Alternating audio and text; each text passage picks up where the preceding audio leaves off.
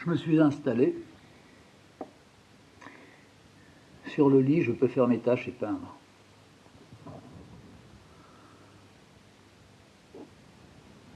J'ai 2 mois devant moi.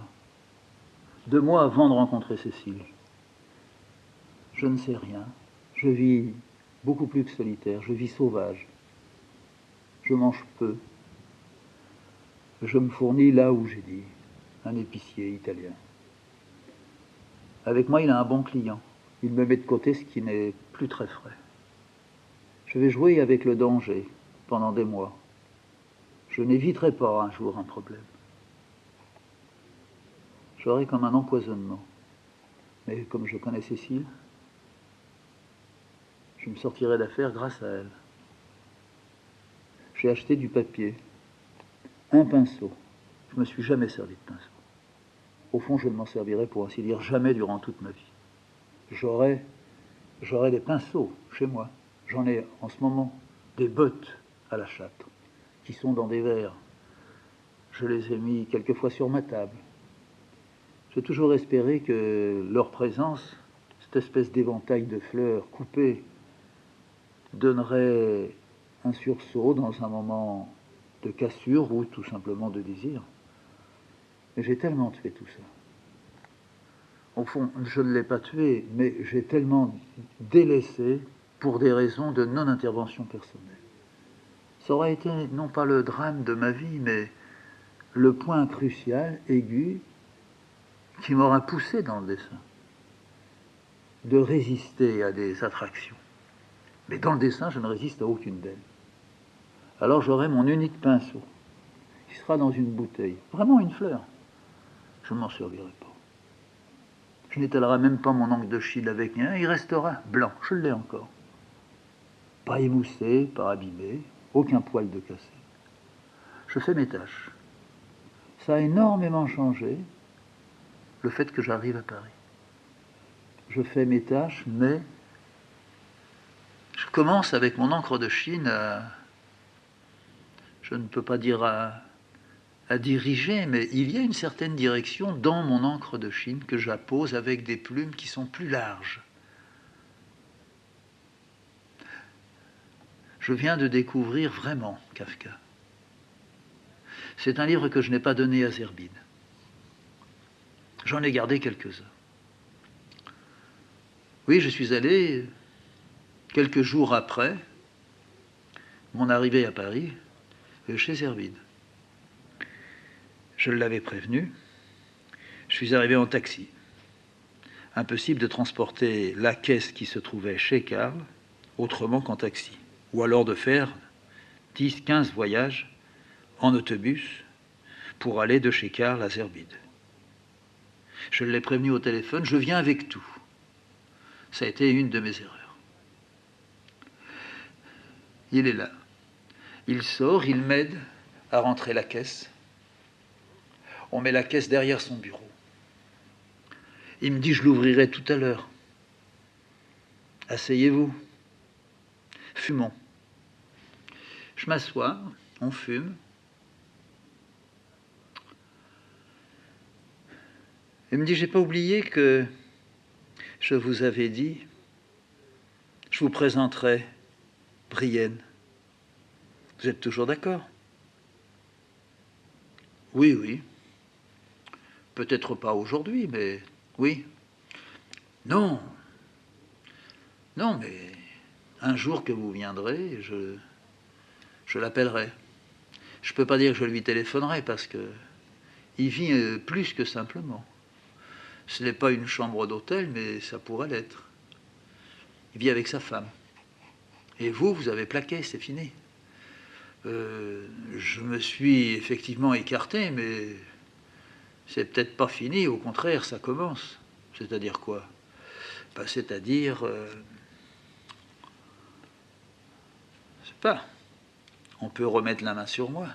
Ah, mais vous êtes en fuite. Vous en faites donc pas. Laissez-la chercher. Et je voulais vous demander, vous vous souvenez, vous m'aviez montré un artiste qui était pas très loin là-dedans, à la Romerie.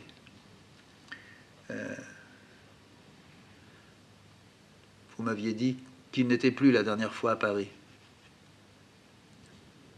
Il est toujours peintre. Hein, vous voulez parler de Vols? Oui, je crois que c'était ça son nom. Vols. Vols est mort. Je ne connaissais pas du tout le travail de Vols. Je n'avais jamais vu. Pourquoi est-ce que l'annonce de la mort de Vols est mort m'a profondément bouleversé.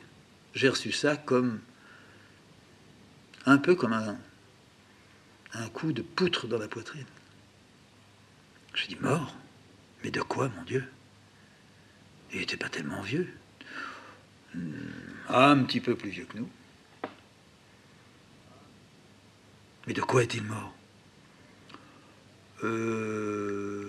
Empoisonnement à la suite de l'ingestion d'une viande avariée.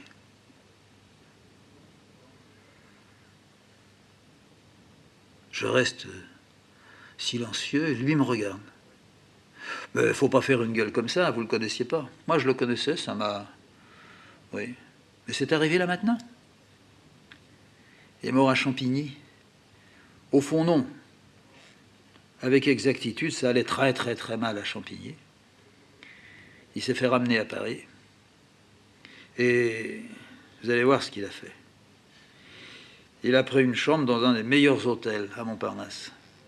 Puis il est mort là. Dans une chambre luxueuse. C'était sa dernière aquarelle d'une certaine façon.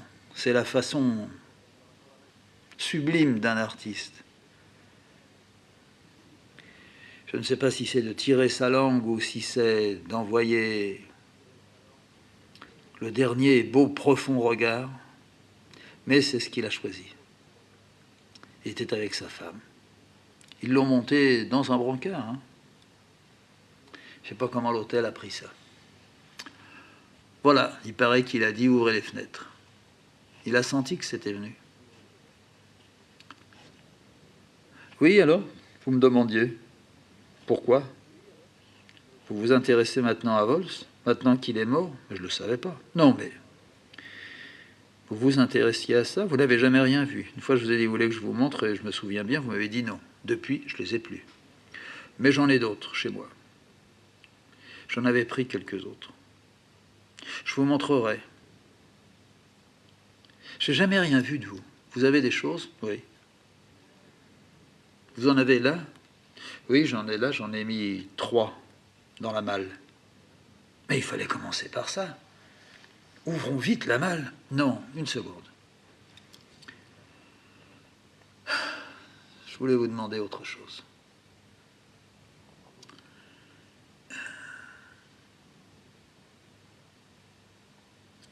Si je suis en panne un jour, si je suis en panne de quoi? Si je suis en panne, si je n'ai plus de fric, par exemple. Si j'ai vendu tous mes bouquins, je n'ai plus rien. Est-ce que je ne pourrais pas vous aider à trouver des livres? De temps en temps, je flâne, si j'en trouve, je vous l'amène. Et vous me donnez quelque chose dessus. Oh, ça peut s'envisager. Vous ne me ramenez pas n'importe quoi. Non, vous savez ce que je sais. Très peu, mais ce que je sais. Puis vous pourriez me dire, j'aurai une petite liste. Voilà ce que je cherche. Faudrait me téléphoner avant pour que je ne l'aie pas en 2 exemplaires. Il y a des livres qu'on ne cherche qu'à 1 exemplaire. Le deuxième, on met 20 ans pour le revendre. Mais on verra. Je vous dis pas non. Vous me dites pas oui. Ben, je ne peux pas m'engager comme ça. Enfin, si vraiment vous voulez compter là-dessus, il faut que je sois sûr de moi. Alors on en reparle. On regarde maintenant les livres. Oui. Et on regarde aussi ce que vous avez dit. 3, vous avez dit. Oui. Alors on ouvre la malle. Je prends mes trois tâches. Elles étaient enveloppées dans un papier. Je les mets sur son bureau. Je lui dis voilà. Je soulève la feuille qui les enveloppait. Je lui dis, ça c'est la première. Il dit rien. Je le laisse bien regarder. Il sort encore une cigarette. Il fume dessus. Je souffle, il fait tomber des cendres.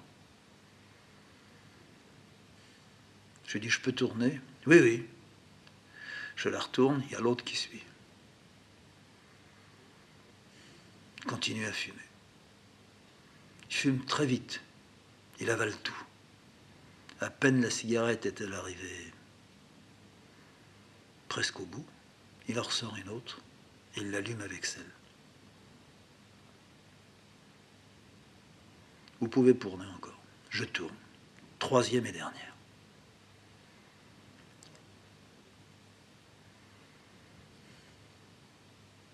D'accord. Je referme. Oui, oui. On regarde les livres. C'est ça. Je remarque qu'évidemment, il ne me parle pas des tâches. Je sors les premiers livres qui sont sur le dessus.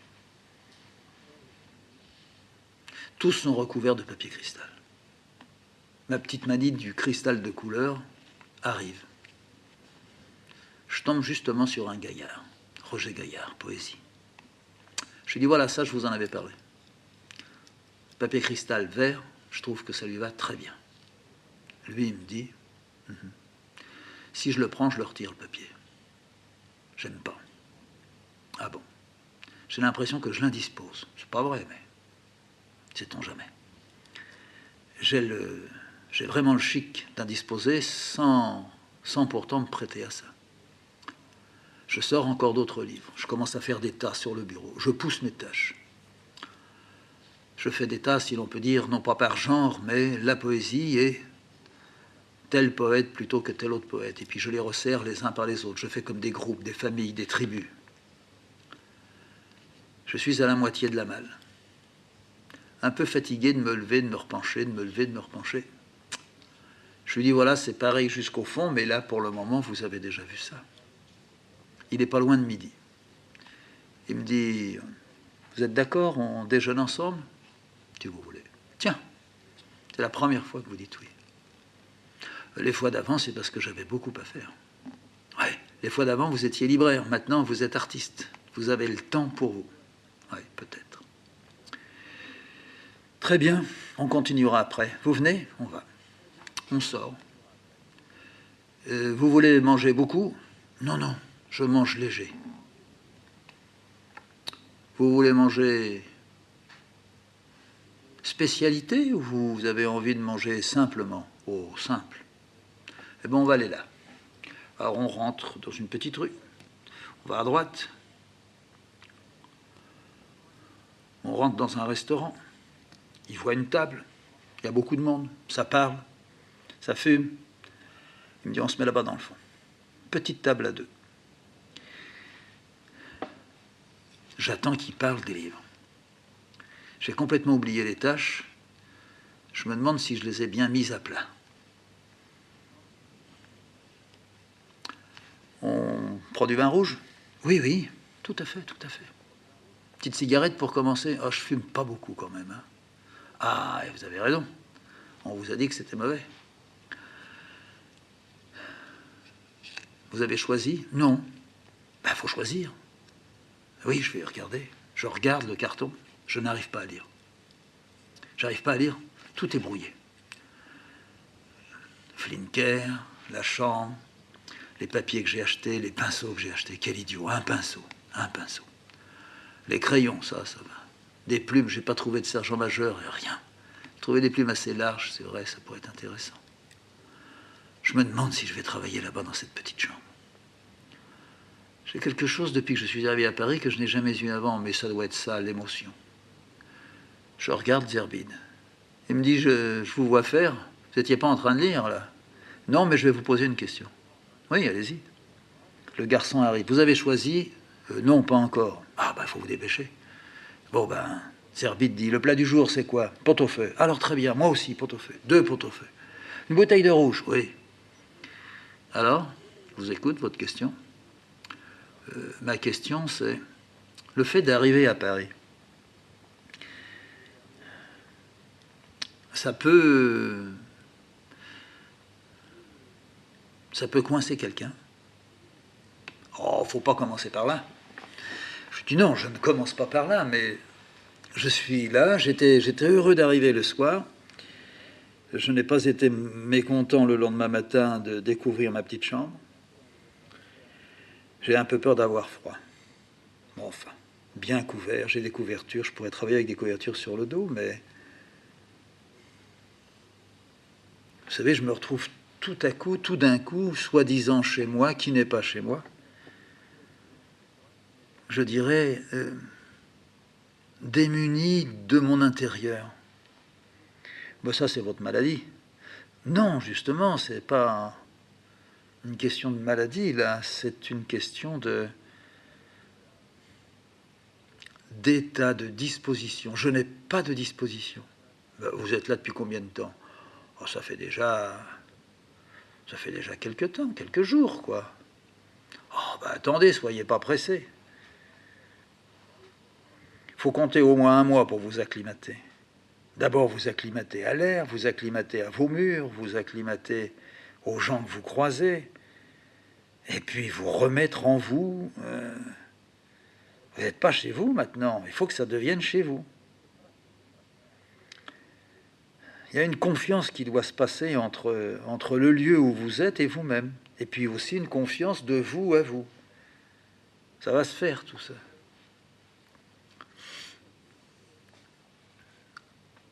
Moi, à votre place, j'irai voir un musée ou deux musées. C'est tonique. Oui. Et puis, pourquoi ne profiteriez-vous pas d'un moment comme ça, sorte de liberté absolue, pour rester chez vous, dans votre couverture, et vous lisez. Alors vraiment, vous lisez. Vous relisez même. Moi, il me semble que ça serait une bonne façon de mettre de l'engrais. Oui. D'accord, le pot-au-feu arrive. On commence à bouffer. Tout le repas tournera autour de conseils qu'il me donne. Je voudrais bien qu'on revienne à la boutique. C'est fait, il prend le café, il paye, on sort. Alors, on finit la caisse? Oui. Il ouvre la porte. Il met la lumière. Il me dit, pour qu'on nous foute la paix, je mets le clou dans le bec de canne et je mets un petit carton ouvert 15 heures. Je fais ça. Quand je regarde des livres avec quelqu'un qui vient me vendre, je mets le petit carton. Ils me voient là, mais ils savent qu'il ne faut pas insister. Bon, j'ai vu tout ce qu'il y a là. Ça, il faut me le mettre à droite. On va faire des tas. Mettez les dos tournés de notre côté pour que je puisse regarder au dernier moment. Vos tâches, là, foutez-les là-bas dans le coin. Une seconde, je repère, foutez-les là-bas dans le coin. Je les pose là-bas dans le coin, oui. Je sors le reste des livres qui sont dans la malle. Sans doute que je ne digère pas parce que je me baisse et je me lève, que j'ai accentué quelque chose dans le café, que ce brouhaha, toutes ces voix des hommes, des femmes, tout ce monde qui fume, qui braille, sans doute que ça change beaucoup de la montagne. Peut-être que je sens que quelque chose ne tourne pas. Ça, c'est Zerbide.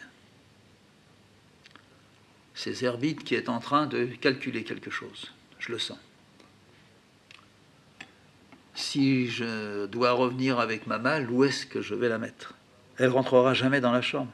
Je ne peux même pas m'en servir comme table. Elle est trop grosse.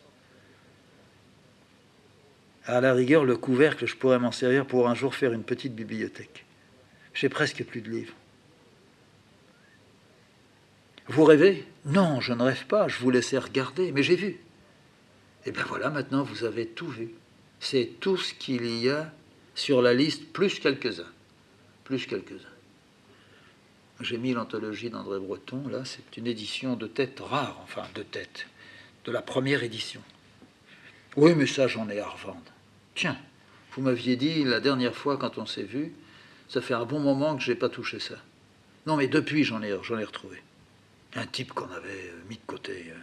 Donc vous la prendrez pas. Si, je vous la prendrai, mais faites voir combien vous en voulez. Oh, jamais, non, non, je prends pas ça. Non, voilà, je vais vous dire, je vous propose. J'y ai réfléchi tout à l'heure, j'y ai réfléchi maintenant. Je vais vous faire une proposition. Je vous prends tout. On ne fait pas ce que vous aviez dit, enfin ce qu'on avait dit tous les deux. Voilà votre liste. Hein. Les petites croix, c'est ce que vous voulez vendre. Les petits traits, c'est non. Les petits ronds, c'est... je ne m'en rappelle plus. En dépôt. Bon, ben moi je prends tout. Voilà. Alors ce que vous avez rajouté, là, je ne peux pas vous dire, ces gros livres d'art, là, ça marche plus, ça, maintenant, c'est vieux. Alors je lui dis, non mais attendez, je vous fais remarquer quand même que ces gros livres d'art, c'est les cahiers d'art. Les cahiers d'art, c'est tout épuisé. Là, vous avez la Mésopotamie, vous avez... Quand même, ça, on ne les retrouve plus. Et ça, c'est très recherché. Non, c'est très recherché à Marseille, mais pas ici. Pas ici. C'est fini, ça. Liquidé. Oh, vous m'étonnez. Écoutez, c'est vous qui achetez ou c'est moi? Moi, je vous dis, je sais. Ça, c'est liquidé. Je vais vous le prendre. Oh, je ne vais pas vous laisser repartir avec des livres d'art sous le bras. Je vais vous le prendre, mais il n'était pas sur la liste, parce que vous l'avez depuis peu de temps. Enfin, je l'ai, oui, je l'avais. Et combien vous en voulez? Ah, j'en veux minimum 50 balles. Il me dit rien, mais il me regarde. Il me dit, vous en avez combien de cahiers d'art? Bah, je dis, je dois en avoir une dizaine. Bon, eh ben, je vous prends la dizaine pour 100 balles. C'est tout. Je ne peux pas faire plus. Et sinon, tant pis. Et vous verrez qu'un jour, bah, ça vous encombrera là où vous serez, puis vous les foutrez dehors, et puis les bouées, vous les prendront. Voilà. Non, ça... Là, vous me forcez un peu la main, mon vieux. Il est en train de m'affaiblir. Il a réussi, il sait faire. Moi, je suis venu là, je suis rentré dedans. Ça s'est refermé. J'ai les deux pieds de pris. Je ne peux pas sortir de là. Je ne peux pas. Je vais dire oui. C'est sûr, je ne vais pas pouvoir faire autrement. Alors, écoutez, on en revient à ça. Quelle heure il est? On approche de 3 heures d'or. Dans un quart d'heure, je retire ma pancarte. Hein. Alors, il faut qu'on aille terminer. Tout ça, tout ça, tout ça, tout ça, je vous donne 25 000. C'est bon? Je ne sais plus parler, je ne peux plus parler. Je suis devant lui, je le regarde. J'ai très envie de ramasser mes 3 tâches qui sont là-bas, de sortir. Je veux même pas de son fric. 25 000. C'est fou. Ça fait 5 cahiers d'art, 25 000. Je lui laisse au moins 200 livres. Je suis tombé dans le piège. Ah là, vraiment. Vous réfléchissez?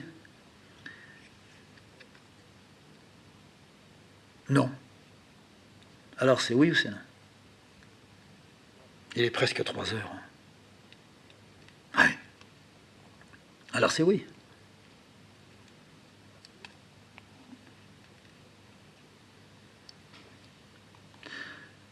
Je me dirige vers le bout de son petit bureau.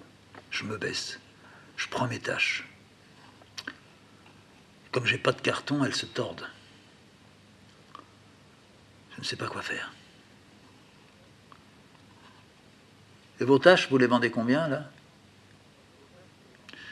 Non, elles ne sont pas à vendre. Oh, c'est dommage, vous les aurez achetées. Je ne veux surtout pas lui demander combien vous m'auriez donné. Là, ça serait le coup ultime. Non, mais elles ne sont pas à vendre. Je les ai mises là pour vous les montrer, ça ne va pas plus loin. Comme vous voulez. Alors, allez, faites un effort, vous pouvez me dire oui ou non. Si c'est non, il faut qu'on remette tout dans la malle. Et puis si j'ai des clients qui arrivent, c'est pas pratique. Ouais. Et puis je vous mettrai sur le trottoir avec votre malle, et puis il faudra aller chercher un taxi. Hein. Il ne faudra pas rester trop là longtemps. Et le trottoir, il est étroit. Hein. Tenez, il y a déjà un gars qui est à la porte, là. Oui, je vais ouvrir. 5 minutes. 5 minutes, dit-il. Bon. Alors, on a fait l'affaire. J'ai l'argent, là. Tenez. Puis il sort. Puis il me donne le paquet. Puis il me dit, bon, vous savez, vous faites une bonne affaire. Puis si vous voulez la malle, vous l'emmenez, hein. Moi, j'ai pas besoin. Mais si ça vous encombre, vous la laissez. C'est comme vous voulez. Je vois ma main avancer. Elle descend sur la liasse. Mes doigts se referment. Véritable petite grue miniature. Je ramène mon bras en arrière. Je glisse les billets dans ma poche. Je tape sur ma poche. Je suis totalement anesthésié. Je lui fais signe de la tête. Bonjour, oui, ça veut dire tout. J'aurais pu commencer à la secouer de droite à gauche. Ça aurait été non, non, non. Mais c'est oui, oui, oui. Même mes tâches font oui sous mon bras. Il me raccompagne à la porte. Bon, il y a le client qui veut rentrer là. Oui, mais voilà, c'est ouvert. Il retire le petit carton, il le pose dans sa vitrine, et il ouvre. Je vous en prie, rentrez, je suis à vous dans 1 seconde. Qu'est-ce que je fais de la malle? Je la garde ou je la... Non, vous la gardez. Bon, on se revoit un jour, on ira manger ensemble, on retournera où on était. C'était bien, hein? Faut repérer le jour du pot-au-feu. Allez, rentrez bien, et achetez-vous du matériel, hein? Beaucoup de matériel. Et puis revenez, et puis montrez-moi. Et puis on reparlera de ce que vous aviez dit. Si vous trouvez, etc. On verra. On peut toujours s'arranger. Je remonte la petite rue. À nouveau la place. C'est pourtant pas un mois où il fait chaud, mais je suis bouillant. Je me demande comment faire. Je sais comment retourner dans la chambre. J'ai peur d'y aller. Je sais que je me suis fait totalement posséder. Mais ça ne tenait qu'à moi de ne pas l'être. Après tout, Karl m'a donné un peu d'argent. Moi, je continue à toucher un peu mon allocation de la sécurité. J'ai même encore quelques livres chez moi que, vendus un par un, je vendrais plus cher que de vendre un paquet pareil. Il ne faut jamais vendre une malle de livres. Il n'est pas voleur, Zerbid, il est un vrai professionnel. Seulement, alors moi j'ai la preuve que je n'ai même pas été professionnel en étant libraire, jamais j'aurais fait ça. Je ne peux pas. Nul. Tu es nul. Je traverse le boulevard Saint-Germain, je ne fais même pas attention. J'entends des klaxons. C'est après moi qu'on en a. Je ne relève pas la tête, je m'en fous. Je suis de l'autre côté du boulevard Saint-Germain. Je prends un tout petit peu la rue qui descend. Ça doit être la rue de Bussy. Je retrouve la rue Dauphine. J'arrive au bout, les quais. Je longe les quais. Je dépasse Notre-Dame. J'enjambe la petite passerelle, la Seine. Je suis chez moi, un chez moi nouveau. Je suis mieux là, mieux qu'en face, mieux que là d'où je viens. Je prends la rue de Lille. Je marche tout doucement. C'est calme. Il n'y a pas de voiture, il n'y a personne. C'est l'après-midi. Il fait gris. Pour un peu, il pleuvra. Ou il pleuvrait dans quelques minutes. Ça se sent. Ça s'est un tout petit peu rafraîchi. J'arrive à la rue des Deux Ponts. Juste à l'angle, c'est là qu'il y a le marchand de couleurs. Pour artistes aussi. Je rentre. Qu'est-ce que je pourrais acheter? Il faudrait que je dépense un peu. Je dis, avez-vous des petites boîtes de peinture? Ah bah comme vous avez acheté là, comme j'ai acheté. Il ne m'en reste plus beaucoup, j'ai pas été réassorti, les couleurs sont celles que vous n'avez pas prises. J'ai par contre du ripolin. Non, j'aime pas le ripolin. J'ai 9 émails. Non. Bah 9 émails, c'est la laque. Vous avez pris des laques. Oui, c'est pareil que ça. Non. Faites voir ce que j'ai pas pris.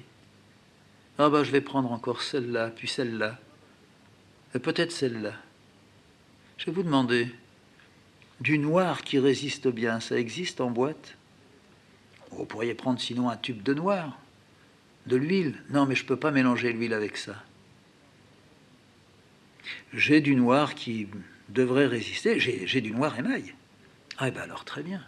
Mais c'est du noir de bonne qualité, c'est de l'émail de bonne qualité. Oui, c'est 9 émail. Vous croyez que ça résiste? Ben, le noir va résister tout le temps, monsieur. Non, mais j'entends. Je ne suis pas... Enfin, vous voyez qui je suis. Oui.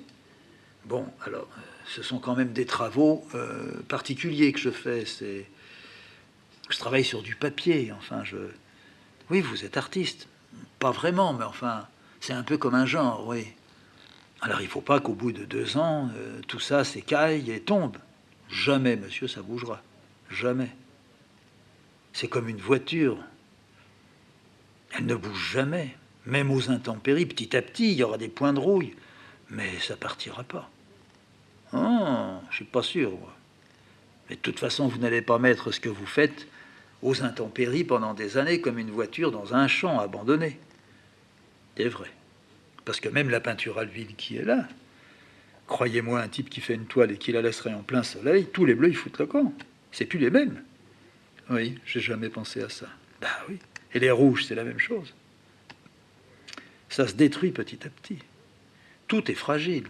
L'homme est fragile. Oui, bien sûr.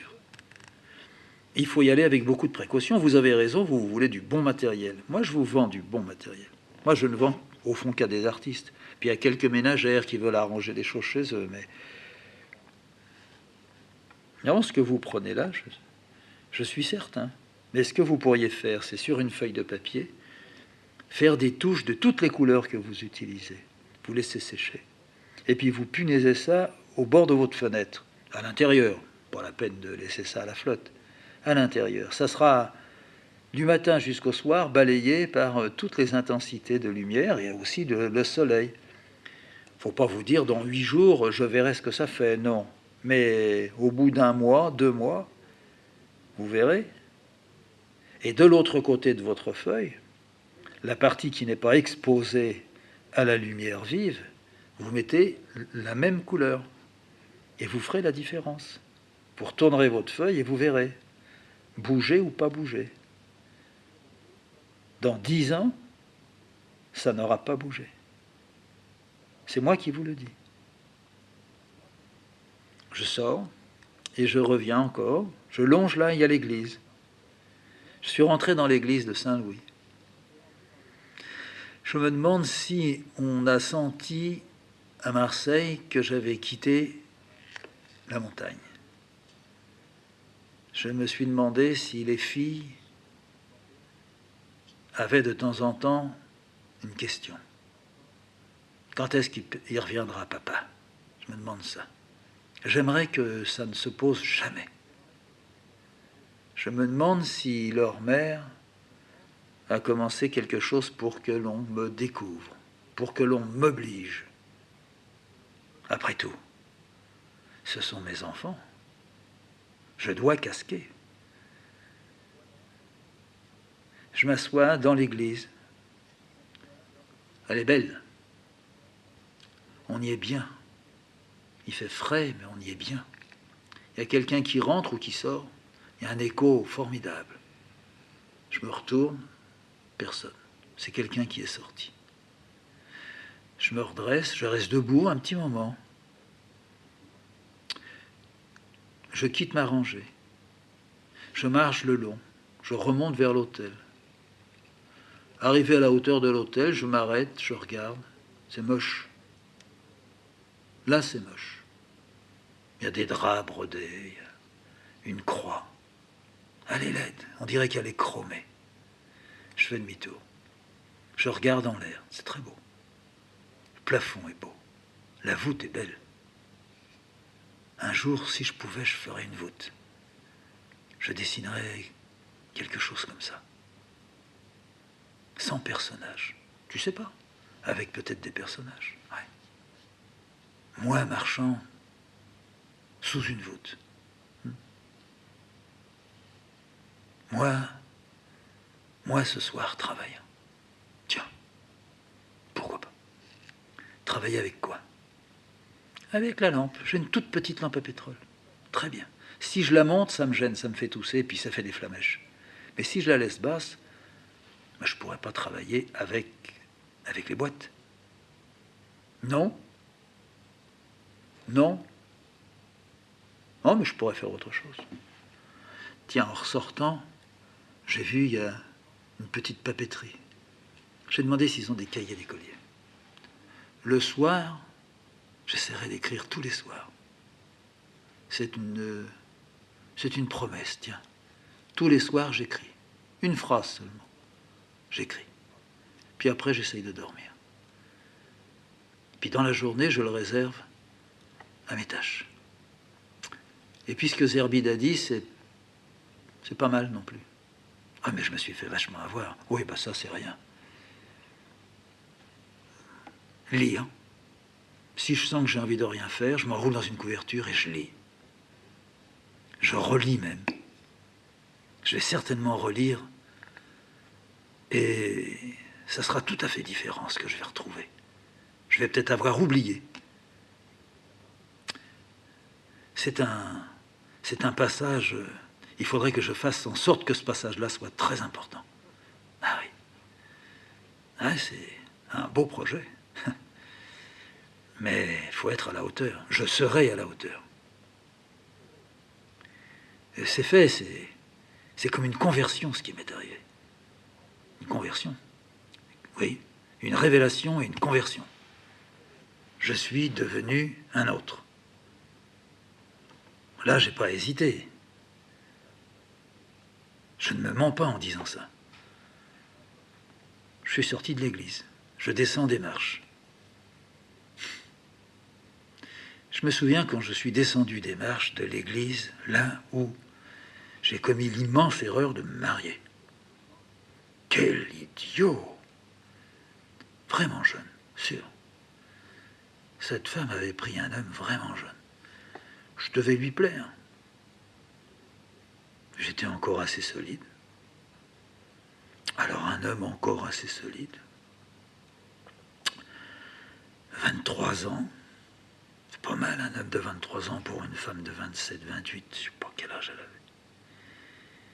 Elle s'était payée un jeune gigolo, si on peut dire. Des grands yeux noirs. Ouais. Des grands yeux crevés. Non, c'est pas vrai. Et en haut des marches, elle était là, en blanc. Mensonge. En blanc. Et moi à côté. Sorte de manche à balai habillé. Ouais. Pas vrai. Si. Un air absurde toujours. Alors là, d'autant plus. Je sais pas. Je descends les marches de l'église Saint-Louis. Je suis en bas. Je dois tourner à droite. C'est sur le trottoir d'en face qu'il y a la petite papeterie.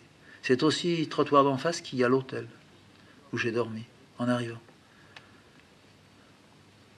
Je rentre dans la papeterie. C'est une femme, madame. Des cahiers d'écoliers, vous avez ça? Oui, j'ai ça, avec des reliures métalliques. Non, cahiers d'écoliers très, très ordinaires. Ben, j'ai encore ça, oui, avec la table de multiplication derrière. Très bien. Vous en voulez un? J'en veux plusieurs. De couleurs différentes, s'il vous plaît. Elle cherche, elle trouve. J'en ai 6. Bleu, rouge, jaune, vert. Très bien. Je regarde dedans, il y a la marge, avec la grande ligne rouge, et puis les carrés qui sont sur la droite, et dans la petite marge, seulement des lignes à l'horizontale. Très bien. Je paye. Je dis, vous avez une bouteille d'encre ordinaire? Oui. Vous me la donnez? Je paye. Des plumes, vous avez, sergent-major? J'ai sans doute, monsieur, oui. Je peux vous vendre une boîte, ça fait beaucoup moins cher, Mais il y en a 200. Ah oui, c'est énorme. Oui, mais si on écrit beaucoup, vous savez. Oui, je pense que je pourrais aussi dessiner avec. Je vous prends la boîte. Elle me fait mon compte. Je paye. Au revoir, madame. Au revoir, monsieur. Bonne fin d'après-midi. Je vous remercie, madame. Dans l'île, ils sont plus accueillants qu'ailleurs. Je tire la porte. Il y a un chat qui veut rentrer. Je lui dis, madame, il y a un chat, je le laisse rentrer. Mais oui, c'est mon petit, viens vite, mon petit. Le petit rentre la queue en l'air. Il vient vers la caisse, hop, il saute sur la caisse. Je regarde. Un chat. Il est beau. J'ai jamais eu de chat. Un jour, si je suis riche, j'aurai un chat. Je referme la porte. Au revoir, madame. Au revoir. Je reviens tout doucement. Je peux passer maintenant pour rentrer chez moi par la cour.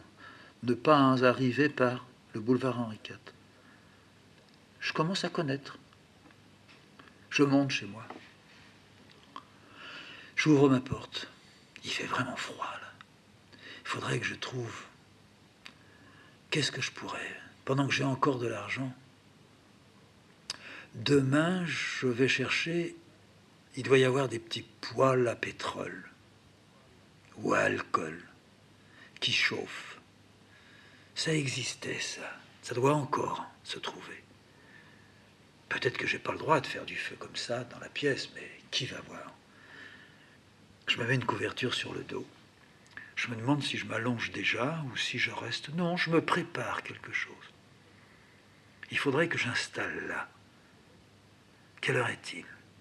Il est encore de bonne heure. Et si je trouvais quelques planches et que je me fasse un petit rayonnage et une planche un peu plus large pour la mettre dans le dernier rayonnage avec 2 montants pour que je puisse m'appuyer à une deuxième petite table. J'aurai la table que m'a laissée la propriétaire pour faire des tâches.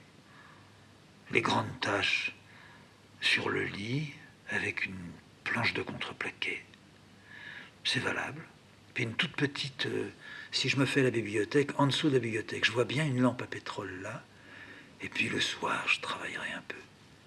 Écrire tous les matins et écrire peut-être tous les soirs. Je dois ressortir. Je pose toutes mes petites affaires, mes plumes. Magnifique d'avoir autant de plumes d'un coup. Je sors l'argent de ma poche. Je le mets sous l'oreiller. Je garde quelques billets. Il me faut des planches. Est-ce que je vais trouver des planches à l'île Saint-Louis? Une plaque un peu plus grande pour la mettre dessous. Très bien. Sur une feuille de papier, je fais un petit plan. J'ai toujours un mètre avec moi. Je prends la dimension de ce qu'il me faut. Des clous pour les rentrer dans le mur, attacher, suspendre ma petite bibliothèque. Je sors. Je reprends la rue de Lille. En face de l'église, je trouve la papetière. Je rentre. Madame, bonjour, j'ai besoin d'autre chose. Je vous écoute. Je voudrais me faire une petite bibliothèque, en bois très simple. Est-ce que sur l'île, je trouve ça? Oh oui, monsieur. Il y a un menuisier. Il est de l'autre côté de la rue. Il faut faire à peu près 100 mètres, sur le trottoir de gauche. Vous le verrez, c'est marqué, menuisier. J'y vais. Je trouve le menuisier. Il est là. Je voudrais me faire une toute petite bibliothèque, mais quelque chose de très très simple. Le moins cher possible. Ah, je vois.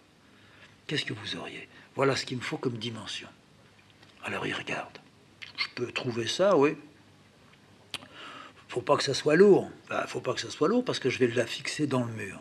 Et vous allez mettre des livres là-dessus? Oui. Oh, pour fixer quelque chose dans le mur, il faut que ça tienne, hein. Et pourquoi vous la faites pas aller jusque par terre? Vous n'êtes pas obligé de mettre des rayons jusqu'au sol, mais par terre, elle est appuyée. Il n'y a plus qu'un clou pour la tenir en haut. C'est une idée.